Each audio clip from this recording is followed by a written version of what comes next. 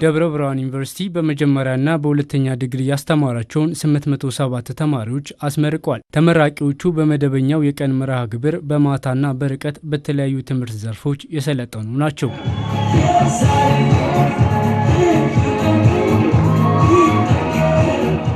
ተማሪዎች ፈተናዎችን በጽናት አልፈው የድካማቸውን ፍሬ ለመልቀም የበቁት የዕለቱ ኮከብ ተመራቂዎች በስኬታቸው ደስታ እንድትሰማቸው ይናገራሉ። ከተመራቂዎች አንዱ የሆነውና በፋርማሲ ትምህርት ክፍል 3.97 ከፍተኛ ውጤት በማስመዝገብ የወርቅ ዋንጫ ተሸላሚው ወጣት ብሩክ ደግነት ለዚህ አስደናቂ ውጤት ለመብቃት ጥብቅ የጊዜ አጠቃቀምና ለዓላማ ቅድሚያ መስጠት ወሳኝ እንደነበር ይናገራል። የግቢ ቆይታዬ ደግሞ እንደ ማንኛውም ጤና ተማሪ በፈተናዎች የተሞላ ነበረ። አብዛኛውን ጊዜያችን የምናጠፋው ጥናት ላይ ስለሆነ የግቢ ህይወታችን ከጥናት ጋር የተያያዘ ነው የሚሆነው። የኛ የጤና ተማሪዎች ምናልባትም የሁሉም የግቢ ተማሪዎች ሊሆን ይችላል እና ጊዜን በአግባቡ መጠቀምን የተማርንበት እና ከብዙ ሰዎች ጋር እንዴት አብረን መኖር እንደምንችል የተማርንበት ደስ የሚል ቆይታ ነበር።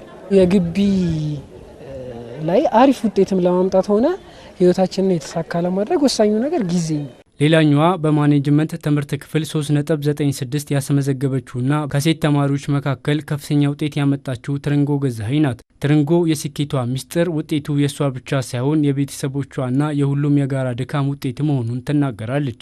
ቆይታዬ በ4 ዓመት ውስጥ ጥሩ ቆይታዎችም ነበሩ፣ አንዳንዴ የሚያስከፋም ነበረ። ለመጀመሪያ አካባቢ ግቢውን ለመልመድ ከቤተሰብም ስለራቅን ከብዶኝ ነበረ፣ ግን በሂደት እየለመድኩት መጥቻለሁ። በዛሬው ቀን በጣም ደስ ብሎኛል። ጓደኞቼ፣ የክላስ ተማሪዎቼ፣ ቤተሰቦቼ ይችን ቀን እንደዚህ በክብር ስላስደሰትኳቸው ደስ ብሎኛል። በተለይ ለቤተሰቦቼ ይህንን ቀን በጣም ይናፍቁ ነበረ። ወደፊት ለሚመጡ ተማሪዎች ዓላማቸውን አስበው አሁን ዩኒቨርሲቲ ሲመጣ ብዙ ነገሮች አዲስ ይሆኑብናል። ያንንም አይነት ነገር እንሞክረው ሳይሆን በአንድ ወጥ መንገድ ኮንስታንት ሆነው የሚሰሩ ከሆነ ውጤታማ ይሆናሉ።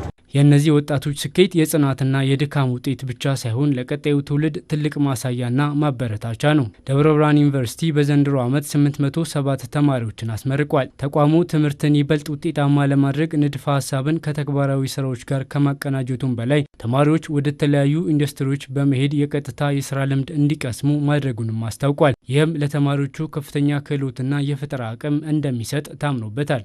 ደብረ ብርሃን ዩኒቨርሲቲ የተግባር ሳይንስ ዩኒቨርሲቲ እንደመሆኑ መጠን የተማሪዎቹን የክፍል ውስጥ ትምህርት ከተጨባጭ የሥራ ዓለምና ከዘመኑ የቴክኖሎጂ ምጥቀት ጋር በማስተሳሰር ግንባር ቀደም ሚና እየተጫወተ ይገኛል። ጊዜን፣ የሰለጠነ የሰው ኃይልና በጀትን ዘመኑ የዋጀ ቴክኖሎጂ አጣምሮ በመጠቀም ከአጋር አካላት ጋር አብሮ በመስራት ውጤት በሚያስገኝ መልኩ በስትራቴጂካዊ መንገድ በጋራ በማስተባበርና በመምራት ስራዎችን በአግባቡ እያከናወነ ይገኛል።